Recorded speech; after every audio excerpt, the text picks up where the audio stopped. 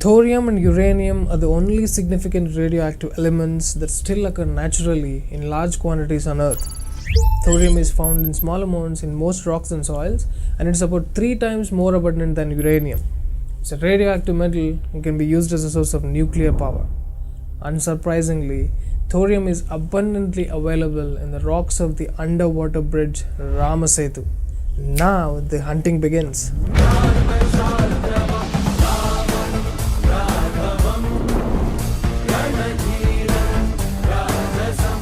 While the nation is chanting the enchanting name of Rama with the inauguration of Ram Mandir in Ayodhya, and of course with the release of RRR, a freedom struggle plot of less popular freedom fighters showcasing the culture of Bharat in its glory, coincidentally, a debate around Ramasetu sparked again. Some people say that Subramanya Swamy's appeal to declare Ramasetu as national monument is in the interests of China and US agenda to make sure Bharat won't become self-sufficient in the energy sector. The logic they put forward is that if we declare Ramasetu as national monument, we can't dig up the thorium-rich sand near the Ramasetu in Tamil Nadu shore region. Swami condemns them and says destroying Ramasetu will end up in losing thorium to the USA, and preserving Ramasetu is the only way to keep US away from getting hands on the thorium deposits. It's a debatable subject, and I personally want Ramasetu to be a national monument if that is the way to protect thorium from loot. But anyways, I'm here to bring to your notice a very important person in the game, Victoria Nuland, an agent of destruction. Recently, Victoria Nuland landed in Tamil Nadu and had undisclosed meetings with DMK and leftist leaders of Tamil Nadu. Victoria, of all the options available, gave an interview to the anti-national venomous snake Nidhi Rajdhan of NDTV. They projected Victoria's visit to Bharat is in the context of Russia-Ukraine conflict. But in Delhi, she had meetings with the so-called new generation thought leaders of India. She met with left-leaning lawyer Karuna Nandi, who is well known for saying triple talaq is a freedom of choice. She is a protester against CAA, NRC, and a supporter of alleged farmers' protest. You all know that AAP came to power in Punjab with the fundings of Khalistani elements. AAP also receives fundings from US-based foundations like Ford Foundation. There are claims by Amrinder Singh that AAP is also funded by the CIA. While AAP is in power in Punjab, INC is fighting its final fight, and Khalistani elements along with Tukde Tukde gang are desperately attempting to break Bharat. Victoria Nuland's visit to Bharat is ringing bells. She very well knows that Modi ji cannot be purchased like any other politician, so she will unite the anti-national elements to protest, riot and pressurize Modi ji. Let's look into Victoria's past to understand how protests, riots and destructions follows her visits. Victoria Nuland is a Jewish woman, is a former CEO of Center for a New American Society.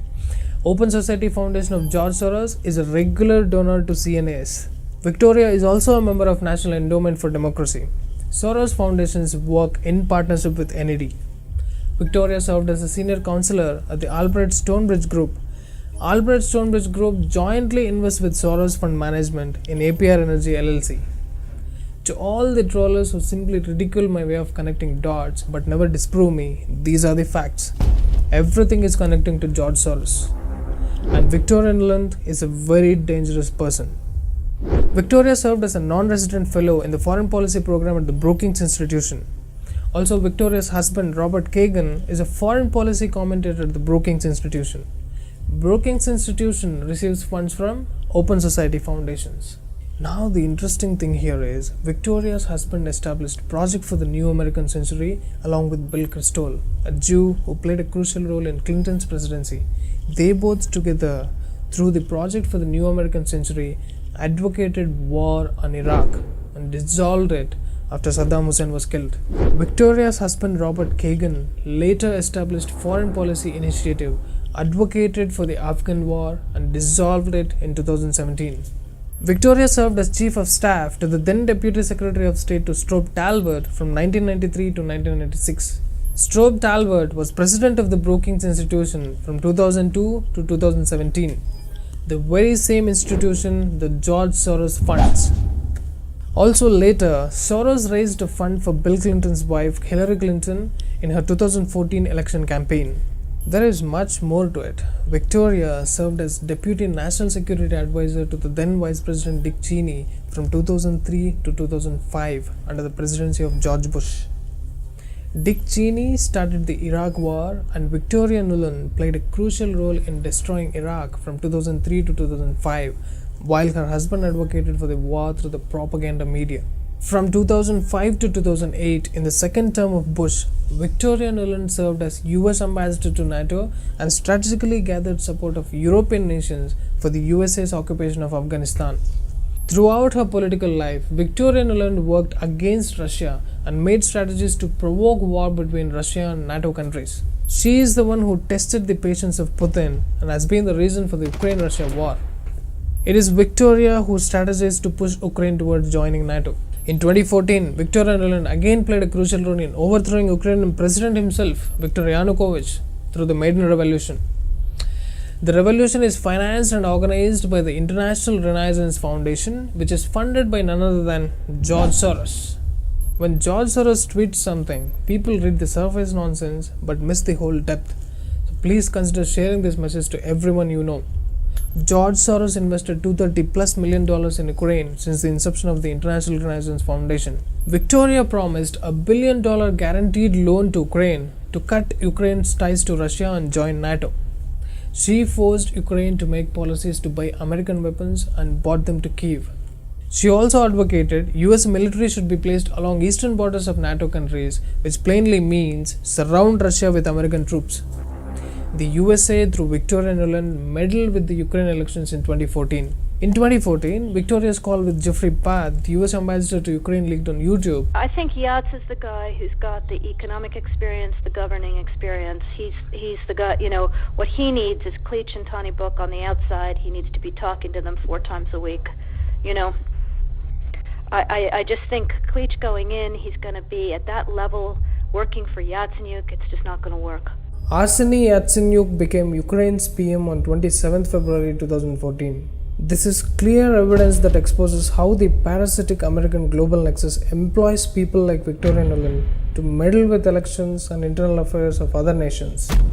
In Biden's presidency, Victoria became the Undersecretary of State for Political Affairs under Secretary-designate Antony Blinken and pushed Ukraine towards the edge of war with Russia. Antony Blinken is the man who crafted the US's policy towards Afghanistan, Iran, and Pakistan and destroyed those nations with invasions and various military operations. Antony Blinken's parents are associated with Soros and his Open Society Foundation. They donated huge amounts to Soros foundations, and in turn, Soros renamed Open Society Archives as Vera and Donald Blinken Open Society Archives. Blinken meddled with Albania's internal elections against Berisha, the president of Albania, for declaring George Soros as persona non grata. Earlier, Soros worked with Berisha and funded protests, revolutions in the guise of democracy, and when Berisha formed the government, Soros started dictating policies to Albanian government. This is how the Soros network spreads across the globe, destroying nations. In Berisha's own words, "I've never had a personal problem with George Soros. The problem is, first he helped Albania to have civil society and I was thankful. But in a short time, it became crystal clear that he was creating a monastic model of civil society. The Soros group dictated everything, so we now have a justice system totally controlled by the government. The heads of judiciary institutions in violation of constitutional laws are for the moment former communist prosecutors." Can you see the common link between Robert Kagan, Victoria Nuland, Strobe Talbot, Bill Clinton, Hillary Clinton, and Antony Blinken? All of them received and will keep receiving funds from Soros. All of them had worked or still working in Soros-funded entities. All of them are involved in the destruction of nations around the world. And all of them are now Biden's close associates. Biden, Obama, and Clinton's administrations are filled with these kind of policy advisors and directors who previously played crucial roles in Soros and other global criminal organizations like NED and CNAS. This is not just an American nexus, but a global nexus that is working strategically to dismantle stable governments all over the globe. So this is the declaration: destroy the destroyers. Wait for it. We're gonna destroy this nexus in a series of videos titled Agents of Destruction. Prepare. There is a war coming.